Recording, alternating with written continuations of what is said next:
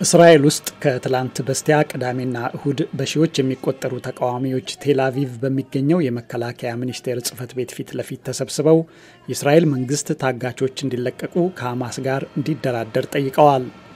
ባለፈው ሳምንት በዋሽንግተን የዩናይትድ ስቴትስ ፕሬዝዳንት ዶናልድ ትራምፕ አስተዳደራቸው ከአሸባሪዎች ጋር መደራደርን ከማይፈቅደው ከአሜሪካ የረጅም ጊዜ አቋም በተለየ መልኩ ከሐማስ ጋር ለመጀመሪያ ጊዜ ቀጥተኛ ውይይት ማድረጉን አረጋግጧል።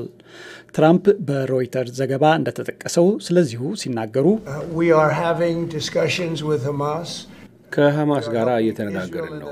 በእነዚያ ውይይቶች ውስጥ እስራኤልን እየረዳን ነው። ምክንያቱም እየተነጋገርን ያለነው ስለ እስራኤል ታጋቾች ነው። እኛ ከሐማስ አንጻር ምንም እየሰራን አይደለም። ጥሬ ገንዘብ አንሰጥም። በእውነቱ 59 ታጋቾችን እንዲለቀቁ አስደርጌያለሁ፣ ግን ምንም ነገር አልሰጠንም።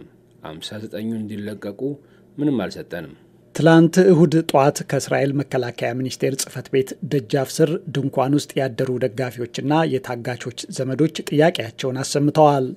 መልእክታቸው ግልጽ ነበር። አሁን ከሐማስ ጋር የተከሰተ ምንም አዲስ ግጭት የለም፣ ስለዚህ ታጋቾች የሚለቀቁበትን ስምምነት አረጋግጡ የሚል ነበር። አያላ መጽገር የሟቹ ታጋች የራም መስገር ልጅ ባለቤት ናት።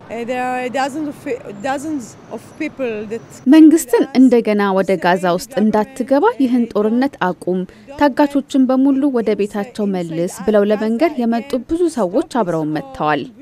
በቅርብ ቀናት ከሐማስ ጋር ታጋቾች በሚለቀቁበት ስምምነት ዙሪያ የተወያዩት የትራምፕ አስተዳደር ተደራዳሪ ውይይቱን በጣም ጠቃሚ ሲሉ ጠርተውታል። የዩናይትድ ስቴትስ ታጋቾች ተደራዳሪ ልዑክ አደም ባህለር ስቴት ኦፍ ዘ ዩኒየን በተሰኘው የሲኤንኤን ቴሌቪዥን ላይ ትላንት እሁድ ቀርበው መናገራቸውን ኤክስ በተባለው ማህበራዊ ሚዲያ ላይ ተጠቅሷል። በሳምንታት ጊዜ ውስጥ አንድ ነገር መልክ ሊይዝ የሚችል ይመስለኛል።